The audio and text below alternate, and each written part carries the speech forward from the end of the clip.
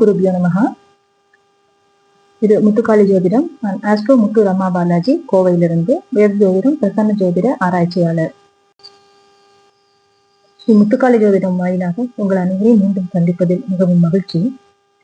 இப்போது நாம் இந்த வருடத்தில் நடக்க இருக்கக்கூடிய தனி பயிற்சிக்கான பலாபலன்களை விரிவாக பார்ப்போம்.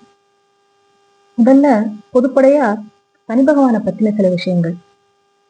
சனிங்கிறவர் என்னன்னா, நம்ம இப்ப ஜோதிஷத்துல பொதுவா எல்லாரும் உபயோகப்படுத்தக்கூடிய வார்த்தை கர்மா அப்படிங்கிற வார்த்தை. கர்மா அப்படின்னா என்ன? வினை, நம்ம செஞ்ச செயல். அப்ப ஒரு மனிதனுக்கு வாழ்க்கையில நடக்கக்கூடிய விஷயங்கள் எல்லாமே அவனுடைய செயல்களுக்கு எதிர்வினையாக அதனுடைய பலன்களாகவே அமைகிறது. நம்ம என்ன செஞ்சோமோ அதற்கு உண்டான பலன் தான், அதுதான் நம்மளுடைய வாழ்க்கையிலும் பிரதிபலிக்க போகிறது. இந்த கர்மா அப்படிங்கிறது நம்ம போன ஜென்மத்துல செய்த நல்வினை தீவினைகளுடைய பயன், நம்ம அனுபவித்த நல்லது கெட்டது, அது போக பாக்கி இருக்கக்கூடிய பலன்கள், நம்முடைய முன்னோர்கள் செய்த நல்வினை தீவினைகளுடைய பலன்கள், இது எல்லாமா சேர்த்து இப்போ நம்ம என்ன பண்ணிட்டு இருக்கோமோ அந்த நற்செயல்கள், தீயவை ஏதாவது இருந்தால் அதற்குண்டான பலன்கள், இது எல்லாமா சேர்த்துதான் நம்ம இந்த வாழ்க்கையில அனுபவிக்கிறோம். இப்போ இப்ப செய்யக்கூடிய நல்வினைகள் தீவினைகள் எல்லாமே இப்ப கொண்டு போய் நம்ம சேர்த்துக்கிட்டு இருக்கிற பேங்க்ல அக்கௌண்ட்ல சேர்க்கிற பணம் மாதிரி அது எல்லாமே.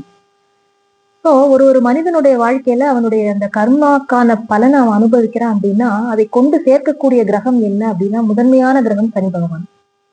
சனி பகவான் சனிங்கிற கோள் ஒரு குளிர் தன்மையுடைய கோள். அது ஃபுல் ஆஃப் நிறைய கேசஸ் அண்ட் ஐஸ் இதுதான் அதுல இருக்குன்னு சொல்லி அறிவியல் சொல்றது. அப்போ அந்த குளிரான அந்த கிரகம் சூரியனை விட்டு ரொம்ப தொலைவில் இருக்கு. மற்ற கிரகங்கள் எல்லாத்தையும் விட ரொம்ப தொலைவில் இருக்கிறது சனி கிரகம். அப்போ அதனாலேயே அதோடைய தாக்கம் நம்ம மேல படும்போது எப்படி இருக்குன்னா, அது ரொம்ப மெதுவாக நகரக்கூடிய கிரகம். மெதுவாக அப்படின்னா சனைச்சரன் அப்படின்னு பேரே அதனாலதான். சரம்னா நகர்றது, மெதுவாக நகரக்கூடியவன் அப்படின்னு அர்த்தம். அது மந்தன் அப்படின்னு ஒரு பெயர் கூட உண்டு சனி பகவானுக்கு. அவர் நல்ல பலன்கள் கொடுத்தாருன்னா அதை மெதுவா கொடுப்பார். தீய பலன்கள் கொடுத்தாலும் அதை விட்டு நம்ம வெளியே வரத்துக்கும் டைம் ஆகும். ஏன்னா மெதுவா தான் அந்த ரெக்கவரி ஃபேஸே இருக்கும் அந்த கொடுப்பலன்கள் கொடுக்கும்போது. அப்ப இந்த சனி பகவானுடைய அந்த சுற்று பாதையில அவர் வரக்கூடிய அந்த கால அளவு என்ன அப்படின்னு பார்த்தோம்னா, 2.5 வருடங்களுக்கு ஒரு தடவை ஒரு ராசியில இருந்து இன்னொரு ராசிக்கு அவர் மாற போறார். இப்போ கும்பராசியில இருந்து மீன ராசிக்கு சனி பயிற்சியானது நடக்க இருக்கிறது. அதுலயும் குறிப்பாக பூரட்டாதி அப்படிங்கிற அந்த நட்சத்திரத்தினுடைய இறுதி பாதத்துல இருக்கார் இப்போ. அதாவது அந்த ராசியில அந்த நட்சத்திரத்தினுடைய அந்த கடைசி பாதத்துல இருக்கிறவர் புரட்டாதியில கடைசி இதுல இருந்து அவர் மீன ராசிக்கு மாறும்போது பூரட்டாதியுடைய அந்த 4ஆம் பாதத்துக்கு வருவார். அதுக்கப்புறமா உத்திரட்டாதி ரேவதி நட்சத்திரங்கள் இருக்கு. அப்போ அந்த ஒரு ராசிக்குள்ள இருக்கிற அந்த 9வது பாதம்னு சொல்றோன்னே அந்த இறுதி, அதுல அந்த கடைசி பாதத்தை இப்ப இருக்கார் கும்பராசியில. அவர் இன்னும் சில நாட்கள்ல மாற இருக்கார். அது என்னைக்கு சனி பயிற்சின்னு பார்த்தோம்னா அடுத்த மார்ச் மாதம், அது வர இருக்கக்கூடிய மார்ச் மாதம் 29ஆம் தேதி இருக்கு. அன்னைக்கு சூரிய கிரகணமும் இருக்கு. அப்போ அன்னைக்கு நீங்க பிளானட்டரி அலைன்மெண்ட் எப்படி இருக்குன்னு பாத்தீங்க அப்படின்னா, மீன ராசியில கிட்டத்தட்ட 5 கோள்கள் அன்னைக்கு இருக்கு. அன்னைக்கு சூரிய கிரகணமும் இருக்கு. அந்த கிரகணம் இந்தியாவில தெரியாது. ஒரு பார்ஷியல் சோலார் எக்லிப்ஸ், பகுதி சூரிய கிரகணம்னு சொல்லுவோம். இந்தியாவில தெரியாது. அமெரிக்கால, அப்புறம் ஆர்டிக் பிரதேசங்கள், அட்லாண்டிக் ரீஜன்ஸ், அந்த மாதிரி சில இடங்கள்ல, அமெரிக்காவுடைய சில பகுதிகளில், வட அமெரிக்கால இதெல்லாம் தெரியும்னு சொல்லி பஞ்சாங்கமும் சொல்றது, அறிவியலும் அதை சொல்றது. சரி, இப்போ இந்த கிரகங்களுடைய அமைவு அப்படின்னு நம்ம பார்க்கும்போது அந்த 5 கோள்களுடைய அலைன்மெண்ட் மீன ராசியில இருக்கு. இப்போ இந்த ராகு கேத்துக்களுடைய பயிற்சிங்கிறது மே மாதம் 15ஆம் தேதி 18ஆம் தேதி தான் நடக்க இருக்கு. குரு பயிற்சி மே 15 இருக்கு. அது வரையுமே இந்த மார்ச் 29ல இருந்து மே 15 18 தேதிகள் வரையும் இருக்கக்கூடிய அந்த கிரகங்களுடைய அலைன்மெண்ட்டும் அதுவும் சில தாக்கத்தை ஏற்படுத்தும். உலக அளவிலேயே அதனுடைய நிறைய சேலஞ்சஸ் காத்துட்டு இருக்கு. எப்படின்னு பார்த்தோம்னா, பொதுவாகவே நம்ம சனி செவ்வாய் ஒருத்தர் பார்த்துக்கிறதோ அவர்களுடைய கனெக்டிவிட்டிங்கிறது ஒரு நல்ல பலன்களை எப்பயுமே கொடுக்கறது இல்லை. இப்ப நம்ம கூட சமீபத்துல நிறைய அசம்பாவிதங்கள் நிறைய நடக்கிறதுக்கு காரணமே அந்த சனியும் செவ்வாயும் அவங்க 2 பேருடைய தொடர்பு, கூடவே ராகு கேத்துக்கள் அவங்களும் கேந்திரங்கள்ல இருக்காங்க. அந்த காரணத்தினாலதான் இந்த அசம்பாவிதங்கள் உலக அளவுல நிறைய நடக்கிறது அப்படின்னு சொல்லி நம்ம சொல்றோம். அதே நேரத்துல இப்ப சுக்கிரனும் ராகுவோட அங்க உட்கார்ந்து இருக்காருங்கும் போது இன்னும் விஷயங்கள் வந்து வெவ்வேறு விதமா போறது, நிறைய பெண்களுக்கு எதிரான விஷயங்கள் அது இது நிறைய நடக்குது. ஸோ இப்ப பொதுவா நம்ம பார்க்கும்போது இந்த சனி பெயர்ச்சி அப்படிங்கிறது ஒரு ஒரு ராசிக்கும் அது ஏற்படுத்தக்கூடிய தாக்கம் அப்படிங்கிறது நம்ம வாழ்க்கையினுடைய ஒவ்வொரு பகுதியில அது வந்து ரொம்ப பெருசா பிரதிபலிக்கும். இப்போ நம்ம எடுத்தோன்னே நம்ம சொல்லுவோம் சனி பெயர்ச்சி அப்படின்னாலே மனசுக்குள்ள எல்லாருக்கும் ஒரு பயம் வருது. அப்படி கிடையாது. ஒரு மனிதனுடைய வாழ்க்கையில நல்ல விஷயங்கள் நிறைய நடக்கிறதுக்கு காரணமே சனி பகவான் தான். ஒரு மனுஷன் தொழில் தொடங்கணும் அப்படின்னா சனி பகவான் நல்ல நிலைமையில இருக்கணும். ஏன்னா ஒரு மனிதன் அவனுடைய கர்மா அவனை ஒரு வினையை செய்ய வைக்கக்கூடியது. ஒரு மனிதன் இயங்கணும் அப்படின்னாலே அங்க வந்து பலன் நல்லா இருக்கணும் இல்லையா? தொழில் தொடங்கணும்னா சனி நல்லா இருக்கணும். ஒரு மனுஷனுக்கு வீடு அமையணும், சனி நல்லா இருக்கணும். நல்ல ஆள் அடிமை எல்லாம் வச்சு வேலை வாங்கணும்னா சனி பகவானுடைய கருணை தேவை. அவருக்கு முக்கால்வாசி பேருக்கு நம்ம வந்து நீங்க எல்லாரும் சொல்ல கேட்டிருப்பீங்க, திருமணம் ஆகிறதே வந்து சனியுடைய தொடர்பு இருக்கும்போது 7.5 சனி காலங்கள்ல தான் ஆகும். ஒரு மனுஷன் வீடு கட்டுறது அப்பதான் கட்டுவோம். அதனால சனி பகவானுடைய பெயர்ச்சியை பார்த்து யாரும் பயப்பட தேவையில்லை. நம்மளுடைய ராசியில வந்து உங்களுடைய ஜாதக கட்டத்தை நீங்க எடுத்து பாத்தீங்கன்னா சனி பகவானுடைய திரிகோணங்கள்ல வந்து என்ன கிரகம் இருக்கோ அதை பொறுத்து அதற்குண்டான பலன்களை கொடுப்பார். ஒரு மனுஷனுக்கு வந்து இப்ப குரு இருந்தது, புதன் இருந்தது அப்படின்னா அதற்குண்டான நல்பலன்களை கொடுப்பார். திருமணமாகும், வீடு வாங்குவீங்க, ஏதாவது ஒரு பத்திரம் புதுசா உங்க பேர்ல பதிவீங்க, ஒரு டாக்குமெண்ட், ஒரு நிலமோ ஏதோ ஒண்ணு சொத்து வாங்குவீங்க, ஒரு புதிய கல்வியை நீங்கள் ஏற்றுக்கொண்டு படிக்க முடியும். இந்த மாதிரி நிறைய விஷயங்களை நமக்கு கொண்டு சேர்க்கறதுக்கு சனி பகவானுடைய கருணையும் ரொம்ப ரொம்ப அவசியம். ஏன்னா அவர் வந்து கர்மகாரகன்னு சொல்லிட்டோம், நம்ம கர்ம வினைக்கான பலன்களை எடுத்து கொடுக்க போறாருன்னு சொல்லிட்டோம். அப்போ உண்மையிலே உங்களுக்கு அதை வாழ்க்கையில அனுபவிக்கக்கூடிய பிராப்தம் இருந்ததுன்னா சனி இந்த மாதிரியான இடங்கள்ல வந்து உட்காரும் போது அது நடக்கும். அதை யாராலையும் தடுக்க முடியாது. அதனாலதான் சொல்லுவாங்க சனி கொடுத்தால் எவர் தடுப்பார் அப்படின்னு சொல்லுவாங்க. அது இந்த காரணத்தினால்தான் சொல்றாங்க. சரி, இப்போ இவர் வந்து மீன ராசிக்குள்ள அவர் நுழைய போறாரு அப்படின்னு சொல்றோம். அதே நேரத்துல அங்க வந்து இந்த ஒரு 1.5 மாதம் கிட்டக்க ராகுவும் அங்கேதான் இருக்கு. அப்போ மீனத்திலிருந்து 7ஆம் இடமான கன்னியில் கேது இருக்கிறார். அந்த பெயர்ச்சி நடக்க இருக்கிற நேரத்துல அவங்களுடைய பொசிஷன் இதுவாக தான் இருக்கு. அப்ப குரு பகவான் ஆனவர் அப்போ வந்து இன்னும் குரு பயிற்சி ஆகாம அவர் ரிஷபத்திலே தான் இருப்பார். மிதுனத்துக்கு இன்னும் மாறி இருக்க மாட்டார். செவ்வாயும் வந்து அவருடைய மிதுன ராசியிலே தான் உட்கார்ந்துருக்காரு. அந்த வக்ரகதியெல்லாம் நிவர்த்தியாகி மிதுன ராசியில தான் உட்கார்ந்துருக்காரு. சரி, இப்போ இந்த தனி பயிற்சியானது எந்தெந்த இடங்கள்ல உட்கார்ந்தா நன்மை? பொதுவா சனி வந்து ஒரு ஜாதகத்துல 3, 6, 11 இடங்கள்ல இருந்தா ரொம்ப நற்பலன்களை கொடுப்பார் அப்படின்னு சொல்லிட்டு நம்மளுடைய ஜோதிட சாஸ்திரத்துல சொல்லப்பட்டிருக்கு. சரி, இப்போ இவர் வந்து மீன ராசிக்குள்ள அவர் நுழையிறார். இது வந்து ஒரு ராசி லக்னங்களுக்கும் என்ன விதமான பலன்களை தரப்போறது, இன்னும் 2.5 ஆண்டுகள் எப்படி இருக்கும் அப்படின்னு நம்ம விரிவா பார்க்கலாம். அதே நேரத்துல சனி வந்து எப்படின்னா நடுவுல அவருக்கு வந்து ஒரு வக்ர பயிற்சியானதும் இருக்கு. நடுவுல சனி பகவான் வந்து வக்ரகதியிலையும் பயிற்சி ஆகிறார். அது வந்து ஜூலை 13ல அவர் வந்து வக்ரகதிக்கு ஆரம்பிச்சு கிட்டத்தட்ட 2 மாதங்கள் கிட்ட அவர் வந்து வக்ரகதியில தான் பிரயாணம் பண்றார். அதனால அப்பயும் வந்து சனி கொடுக்கக்கூடிய பலன்கள் நிறைய மாறும். அதனால சனி பெயர்ச்சி வந்து பொதுவா ஒரேடியா நல்லது பண்ணும், ஒரேடியா கெடுதல் பண்ணணும்னு எடுத்துக்க வேண்டாம். ஏன்னா அந்த 2.5 வருடங்கள் நம்ம அவர் பிடியில இருந்தாலுமே நடுவில் நடக்கக்கூடிய குரு பெயர்ச்சி மாற்றம் தரும், ராகு கேது பெயர்ச்சிகளும் மாற்றம் தரும். அதனால ஒண்ணுத்துல நெகட்டிவா கொஞ்சம் சுமாரான பலன்கள் இருந்தாலும் கூட இன்னொன்னு வந்து கட்டாயமா கை கொடுக்கக்கூடிய காலமாகத்தான் இது இருக்கு எல்லா ராசி லக்னக்காரர்களுக்கும். இனி ஒரு ராசி லக்னத்திற்கும் இந்த சனி பயிற்சி என்ன தரப்போறது அப்படின்னு சொல்லிட்டு விரிவா பார்க்கலாம். ஸ்ரீ குருபியோ நமஹ. ஸ்ரீ முத்துக்காளி ஜோதிடம் வாயிலாக உங்கள் அனைவரும் மீண்டும் சந்திப்பதில் மிகவும் மகிழ்ச்சி. இது இப்பொழுது 2025 மார்ச் 29ஆம் தேதி நடக்க இருக்கக்கூடிய சனி பெயர்ச்சிக்கான ராசி பலன் ரிஷப ராசி ரிஷப லக்னக்காரர்களுக்கு. இப்போ இது நாள் வரையிலும் இந்த ரிஷப ராசி லக்னத்திற்கு பலவிதமான தொந்தரவுகள், அதாவது இப்போ கடந்த குரு பெயர்ச்சி வந்து உங்களுக்கு ரொம்பவே அவங்களை அஃபெக்ட் பண்ணிட்டுன்னு சொல்லலாம் பல விதத்திலையும். ஏன்னா குரு வந்து உங்களுடைய அதிபதி, ராசி அதிபதிக்கு எதிரணியானவர். அவர் வந்து இயற்கையிலே அவர் சுபர் அப்படின்னாலுமே உங்களுடைய லக்னத்துல வந்து உட்கார்ந்து உங்கள் ராசியில உட்காரும் போது உடல் நலம் சம்பந்தமான தொந்தரவுகள் நிறைய பேருக்கு இருந்தது. எதிர்பாராத மருத்துவ செலவுகளும் தேவையில்லாத கடன் விரயங்களும் நிறைய பேருக்கு இருந்தது. இப்போ இந்த சனி பெயர்ச்சியில வந்து ரொம்ப டாப்ல நிறைய நல்ல பலன்களை அனுபவிக்கக்கூடிய ராசிகள் அப்படின்னு ஒரு 3 ராசியை லிஸ்ட் அவுட் பண்ணோம்னா அதுல ஃபர்ஸ்ட் இருக்கிறது ரிஷப ராசி, அடுத்து துலா ராசிக்காரர்கள். அது மாதிரி இந்த குரு வந்து நகர்ந்து போனது அப்படிங்கிறதே உங்களுக்கு வந்து ஒரு பெரிய போனஸ் உங்களுக்கு கொடுத்த மாதிரி தான். இப்போ இந்த சனிப்பெயர்ச்சி, இப்போ குரு பெயர்ச்சி நடக்கிறதுக்கு இன்னும் 2 மாதங்கள் இருக்கு அப்படின்னாலுமே, சனிப்பெயர்ச்சி நடந்து கிட்டத்தட்ட 2 மாதங்களுக்கு அப்புறம் தான் குரு பெயர்ச்சி வருது. 45 நாட்களுக்கு பிறகுதான். ஆனாலுமே இப்ப இருக்கக்கூடிய இந்த நிலைமையில இந்த சனிப்பெயர்ச்சியானது வந்து உங்களுடைய லைஃப்ல நிறைய முக்கிய விஷயங்களை தரப்போறது. அது எப்படின்னு ஒண்ணா பார்க்கலாம். இப்போ உங்களுடைய லக்னத்திற்கு இந்த கிரகங்களுடைய அமைவு எப்படி இருக்கு அப்படின்னு பார்த்தா, சனி பெயர்ச்சி ஆகும்போது அன்னைக்கே ஏற்கனவே சொல்லியபடி அன்னைக்கு கிரகம் வேற இருக்கு. உங்களுடைய லக்னத்திலேயே வந்து குரு பகவான் ஏற்கனவே இருக்கார். 2ஆம் இடத்துல செவ்வாய் இருக்கு. 5ஆம் இடத்தில் கேது. 11ஆம் இடத்தில் கிரகங்களுடைய ஒரு கூட்டணியே இருக்கு. சுக்கிரன், புதன், சனி பகவான் பெயர்ச்சியாகி போறார். ராகுவும் ஆல்ரெடி அங்க இருக்கார். மே மாதம் 18ஆம் தேதி வரைக்கும் இருக்கார். அன்னைக்கு கோச்சாரப்படி சூரியன், சந்திரன் 2மே அங்கதான் இருக்காங்க. இப்போ இந்த 11ஆம் இடத்துல ராகுவுடைய பிளேஸ்மெண்ட் அப்படிங்கிறது இது நாள் வரைக்கும் எத்தனை பிரச்சனை இருந்தாலும் ஓரளவு நம்மளை புல்லான் பண்ணி கொண்டு போக முடிஞ்சது அப்படின்னா அந்த ராகுவால மட்டும்தான். இனி வந்து இந்த சனியும் பெயர்ந்து போகும்போது பல கிரகங்கள் நல்ல நிலைமைக்கு வந்து உட்கார போகுது. இப்போ உங்களுடைய ஸ்திரலக்னம்னு சொல்றதுனால உங்களுக்கு பாதகத்தை செய்யக்கூடியவர் 9ஆம் இடத்து அதிபதி தான் பண்ண போறார். அவர் யாருன்னா சனி பகவான். ஆனா அவர் யார் உங்களுக்குன்னு பார்த்தா தர்ம கர்மாதிபதினு சொல்லுவோம். 9, 10ஆம் இடங்களுக்கு உரியவர்.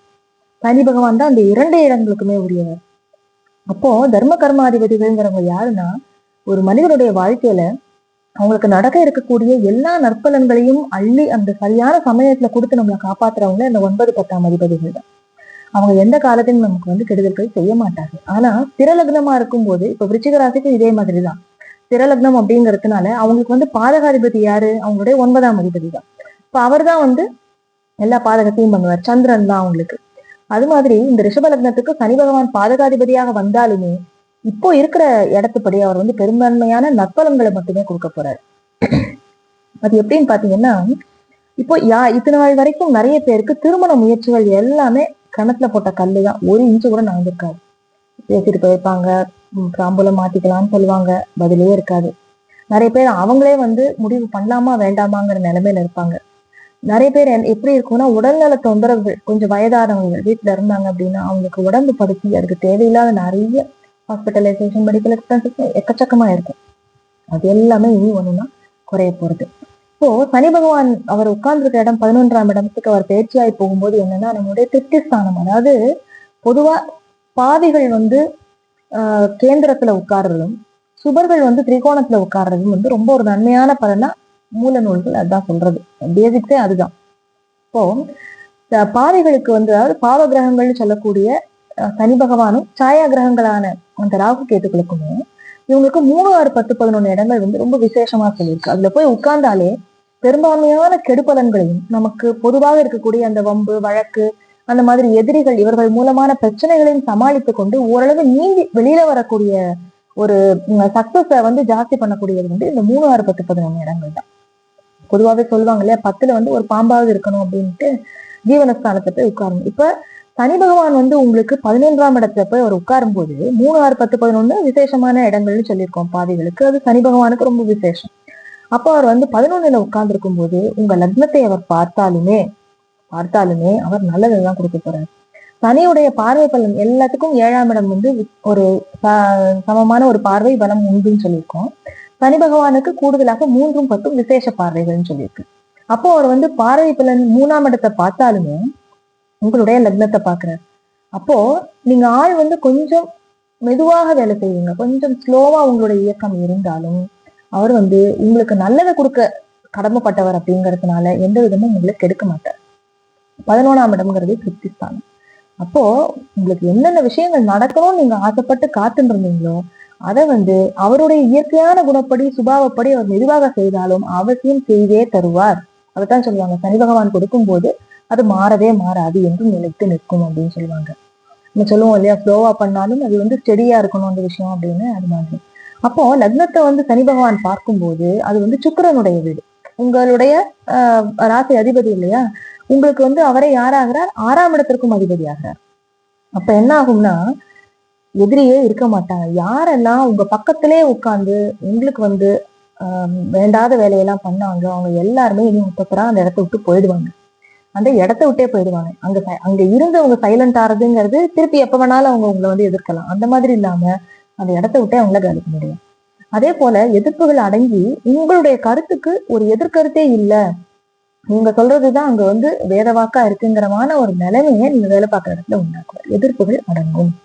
அதே மாதிரி உங்களுடைய உடம்புலயும் வந்து ஏதாவது ஆரோக்கியத்தை தொந்தரவுகள் இருந்தது அப்படின்னா அது வந்து படிப்படியா நிவர்த்தி ஆகும். அதே நேரத்துல ஃபர்ஸ்ட் 2-3 மாதங்கள் இந்த பலன் இருந்தாலுமே குருவானவர் எங்க நகர்ந்து போறாருங்கிறது அடுத்த ஒரு பாயிண்ட் இருக்கு.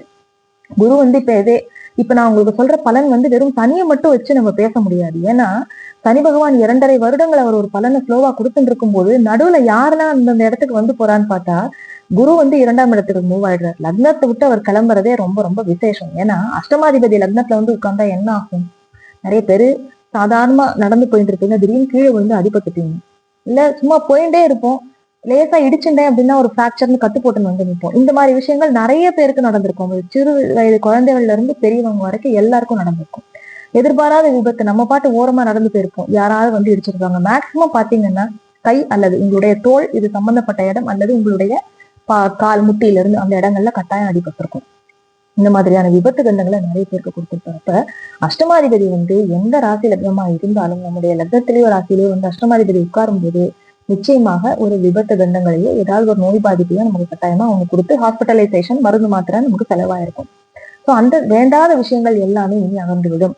இப்ப குரு பகவான் வந்து உங்களுக்கு 8-11க்கு உண்டானவர். அவர் போய் 2ல உட்காரார். குரு பயிற்சி பலன்னு இதுல சொல்றேன்னு நினைக்க வேண்டாம், பட் இது கம்பைன் பண்ணி சொல்றதுக்காக சொல்றேன். ஸோ அப்ப அவர் இந்த இடத்த விட்டு நகரும் போது குரு பயிற்சி உங்களுக்கு ரொம்ப ரொம்ப சூப்பரா இருக்க போகுது. அதனால இந்த வருஷம் வந்து ராக்கிங் ஸ்டார் அப்படி யாருன்னு கேட்டா ரிஷபராசி ரிஷப லக்னக்காரர்கள் தான். ஏன்னா அடுத்து அவர் வந்து அந்த இடத்த விட்டு கிளம்பும் போது கல்யாணத்துக்கு உண்டான வேலையும் பண்ணி கொடுத்துட்டு தான் கிளம்புவார்.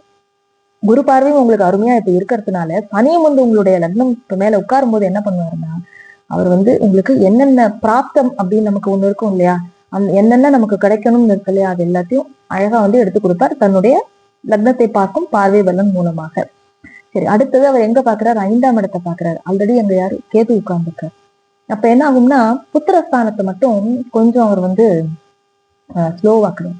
அதாவது நிறைய பேருக்கு இந்த காலகட்டத்துல எப்படி இருக்கும்னா திருமணம் ஆகி அந்த 1 வருடத்திற்குள்ளாக திருமணம் நடந்து உடனே குழந்தை பேருங்கிற பிராப்தம் சில பேருக்கு கிடைக்கும். அப்படி இல்லைன்னா அது வந்து ஒரு 1 இயர் வந்து ஸ்லோ டவுன் ஆகி அதுக்கப்புறம் தான் கிடைக்கும்.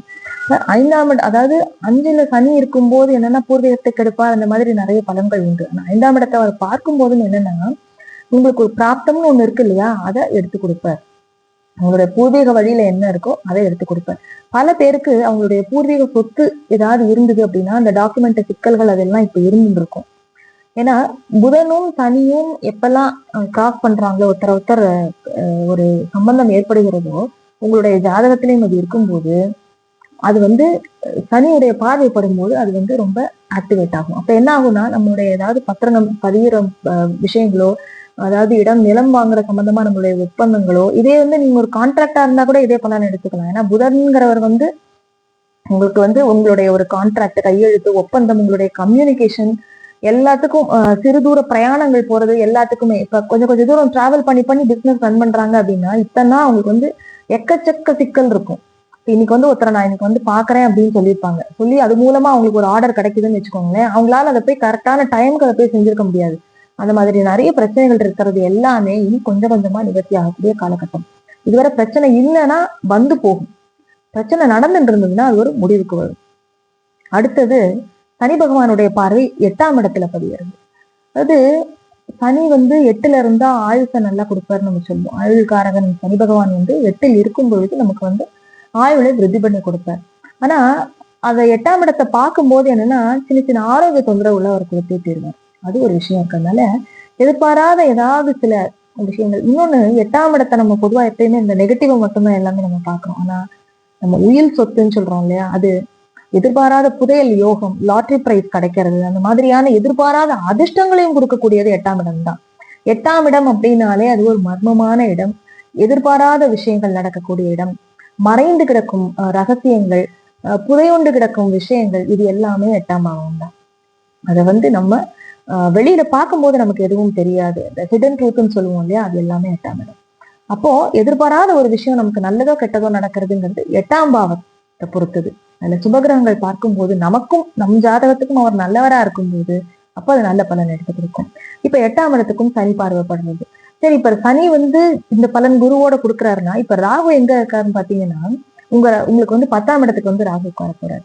அப்போ தொழிலை வந்து நல்ல பிரம்மாண்டமா பண்ண வைப்பார். அதுக்கு ராகுகேது பயிற்சி பலன்கள்ல நம்ம பார்க்கலாம். அப்ப இவங்க 3 பேருமே இருக்கிற இடம் பாத்தீங்கன்னா, குருவும் அடுத்த பயிற்சி ஆகும் போது குருவுக்கும் ராகுவுக்கும் ஒரு சம்பந்தம் கிடைக்கும். நான் சொன்னேன் இல்லையா, உங்களுக்கு வந்து யார் யாருக்கெல்லாம் ஜாதகத்துல வந்து அந்த குரு ராகு சம்பந்தமாயி குழந்தை பேருக்காக காத்துட்டு இருக்காங்க அப்படின்னா, அவங்களுக்கு வந்து ஒரு சின்ன ட்ரீட்மெண்ட் மூலமா, ஒரு மெடிக்கல் அசிஸ்டன்ஸ் மூலமா, ஒரு மருந்து மாத்திரைகள் எடுத்துக்கொள்வது மூலமாகவோ, சின்ன சின்ன IVF அது இதெல்லாம் சொல்றோம் இல்லையா, அந்த மாதிரியான ஃபர்டிலிட்டி ட்ரீட்மெண்ட்ஸ் மூலமா அவங்களுக்கு வந்து குழந்தை பிறக்கிறதுக்கு வாய்ப்புகள் இருக்கு. இது வந்து இப்ப குரு வந்து பெயர்ந்தவர் வந்து 6, 8, 10ஆம் இடத்தையும் அவர் பாக்குறாரு. அதே நேரத்துல ராகுவும் அந்த இடத்துல உட்கார்ந்துருக்காரு. அப்போ தொழில்ல வந்து பிரம்மாண்டமான ஐடியாஸை வந்து இம்ப்ளிமெண்ட் பண்ணி அதன் மூலமாக நல்ல லாபத்தை சம்பாதிக்கக்கூடிய காலமாகவும் இது இருக்கு. ஏன்னா லாபாதிபதியையும் லாபஸ்தானத்துல போய் உட்கார்ந்துருக்காரு சனி பகவான். குரு வந்து உங்களுடைய தொழில் ஸ்தானத்தை பாக்குறாரு. அப்போ உங்க கர்மகாரகன் போய் லாபத்துல உட்கார்ந்துருக்கார். அந்த இடத்தையும் வந்து குரு பார்க்கும்போது அந்த இடத்துக்கே வலு கிடைக்கிறது. அப்போ உங்களுடைய ஜீவனம்ங்கிறது கவலையே படாதாங்க. அந்த 2.5 வருஷத்துல நீங்க வந்து அந்த முதல் 1 வருடம் அப்படிங்கிறது வந்து உங்களுக்கு ஒரு ரொம்ப ஒரு கோல்டன் பீரியட். அதனால இப்போத்துல இருந்து இந்த பயிற்சி பலன்கள்லாம் நம்ம எதுக்கு கேட்டுக்கிறோம் அப்படின்னா, ஒருத்தருடைய தனிப்பட்ட ஜாதகம் பேசும் அப்படின்னாலுமே கோல்சார கிரகங்கள் ஃபேவரபிளா இருக்கும்போது உங்களுடைய தசாபுக்தியும் அதுக்கு தகுந்த மாதிரி, இப்ப 6, 8 சம்பந்தம் இல்லாத தசாபுக்திகள் இருந்ததுன்னா அபரிமிதமான நன்மையான பலன்களை கொடுக்கும் இந்த காலகட்டம். எப்பயுமே 6, 8 அந்த சம்பந்தம் வந்தால் மட்டுமே ஒரு தேவையில்லாத கடன், விரயம், இந்த மாதிரியான விஷயங்கள் இதெல்லாமே நடக்கும். ஒரு அசிங்க அவமானங்கள், ஏதாவது ஒரு எதிரிகள்னால தொல்லை, இந்த மாதிரி நெகட்டிவ் பலன்கள் கொடுக்கும் 6, 8 சம்பந்தம் இருந்தாலே. அது எதுவுமே இல்லை அப்படிங்கும் போது இந்த கோல்சார கிரகங்கள் இவ்வளவு அழகா சப்போர்ட் பண்ணும்போது ரிஷபராசி ரிஷபலக்னக்காரர்கள் ரொம்ப டாப்ல இருக்கீங்க. இந்த 2025ல ஏற்பட இந்த சனி பயிற்சி வந்து உங்களுக்கு ரொம்ப ரொம்ப நற்பலன்கள் தரப்போகுது. ஆனா ஆப்வியஸ்லி நீங்க வந்து உங்களுடைய ஆரோக்கியத்துல கட்டாயமா கவனம் எடுத்துக்கணும். அது நிச்சயம்தான். ஏன்னா குரு பகவான் 2ல உட்கார்ந்துக்கும் போது நேர் பார்வையா 8ஆம் இடத்தை பார்ப்பார். இப்ப என்ன ஆகும்னா, இப்ப இந்த சனி பயிற்சி நடக்கும்போது சனியும் 8ஆம் இடத்தை பாக்குறாரு. அப்போ சனி பகவான் நற்பலனை அவர் வந்து உங்களுக்கு கொடுக்கணும்னு நினைச்சாலுமே உங்களுக்கு வந்து அவர் நல்லவர் தான், பாக்கிய கொடுக்கக்கூடியவர் தான். ஆனாலுமே குரு பகவானும் அந்த 8ஆம் இடத்தை பார்க்கும்போது குரு பார்வைப்படுற இடத்துல உள்ள அந்த இடம் வலுப்பெறும். அப்ப என்னன்னா நற்பலன்களும் கிடைக்கும், கொஞ்சம் கொஞ்சம் தீய பலன்களும் கிடைக்கும். அது எல்லா கிரகமும் நல்லதும் கிடையாது, எந்த கிரகமும் கெட்டதும் கிடையாது. நமக்கு அந்த எந்த இடத்துல அவங்க நமக்கு இருக்காங்க ஜாதகத்துல, எந்த இடத்துக்கு இப்போ அவங்க டிரான்சிட் ஆகி வராங்க, பயிற்சியாகி வராங்க, அதை பொறுத்துதான் நமக்கு பலன் கிடைக்கும். இதை கூடுதலா அப்படியே நடத்தி கொடுக்கறது அப்படின்னா, தசாபுக்தியும் கரெக்டா இருந்ததுன்னா அப்போ அப்படியே 100 உங்களுக்கு அந்த பலன்கள் அழகா நடக்கும். இப்ப நம்ம இன்னும் அதுக்குள்ள அந்த நட்சத்திர சாரங்கள் எல்லாம் பார்க்கும்போது கரெக்டா வந்து இந்த டேட்ல இந்த பீரியடுக்குள்ள இந்த 10 நாளுக்குள்ள உங்களுக்கு இது நடக்கும் அப்படின்னா அது அழகா நடக்கும்.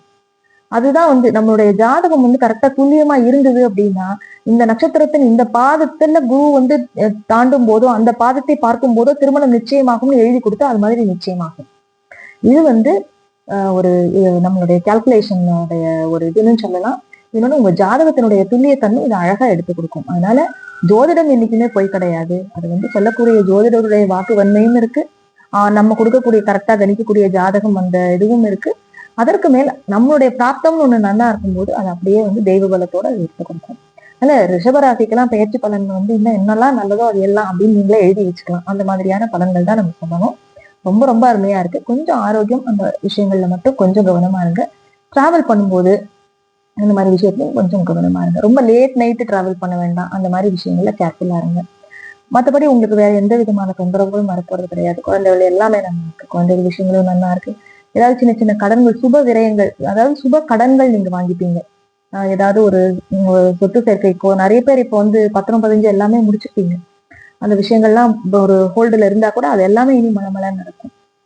அப்போ உத்தியோகமா இருக்கட்டும், ஏதாவது புதுசா நான் வேலை மாறலாமா, தாராளமா மாறலாம். நல்ல இடத்துக்கு இப்ப நீங்க மாறிக்கலாம். அது எனக்கு லாபகரமாக இருக்கும்னா 200% லாபகரமாக இருக்கும். இப்ப வேலையை மாத்தினீங்க அப்படின்னா கட்டாயமா உங்களுக்கு அது லாபகரமாக இருக்கும். ஆரோக்கியம் நல்லா இருக்கும். அதாவது முன்னாடி வந்து என்ன மருந்து சாப்பிட்டாலும் சரியே ஆகல அப்படின்ற நிலைமை மாதிரி இந்த மருந்து என் உடம்புக்கு வேலை செய்ய ஆரம்பிச்சிருக்கு அப்படின்னு சொல்லி ஒரு இம்ப்ரூவ்மெண்ட் காமிக்கும். ஆனா எதிர்பாராம ஏதாவது ஒரு சின்ன சின்ன சிக்கல்கள் வந்து விலகும், அவ்வளவுதானே ஒழிய வருத்தப்படுற மாதிரி எதுவுமே இருக்காது. ஒரு சின்ன ஒரு விஷயமாக தான் அது இருக்கும். மைல்டு ட்ரீட்மெண்ட்டாக அது சரியாயிடும், அந்த மாதிரி தான் இருக்கும். ரிஷபராசி ரிஷப லக்னத்திற்கு அமோகமான சனி பயிற்சியாக இருக்கு. அடுத்து வந்து குரு பயிற்சி பலன்கள், ராகுகேது பயிற்சி பலன்களும் நம்மளுடைய சேனல்ல போடுவோம். அதையும் கேட்டுட்டு உங்களுடைய கமெண்ட்ஸ் என்ன அப்படின்னு சொல்லிட்டு எனக்கு நீங்க கமெண்ட் செக்ஷன்ல சொல்லுங்க. இந்த காணொலி உங்களுக்கு பிடிச்சிருந்ததுன்னா இதை லைக் பண்ணுங்க, உங்களுடைய ஃப்ரெண்ட்ஸ் அண்ட் ரிலேட்டிவ்ஸ்க்கு ஷேர் பண்ணுங்க, சப்ஸ்கிரைப் பண்ணி வச்சுக்கோங்க. மறக்காம நோட்டிபிகேஷன் பட்டன் கிளிக் பண்ணிட்டு பெல் பட்டன் கிளிக் பண்ணி ஆல்னு செலக்ட் பண்ணிக்கோங்க. ஸோ தட் அடுத்தடுத்து போடுற எல்லா வீடியோஸும் உங்களுக்கு வந்து சேரும். நன்றி.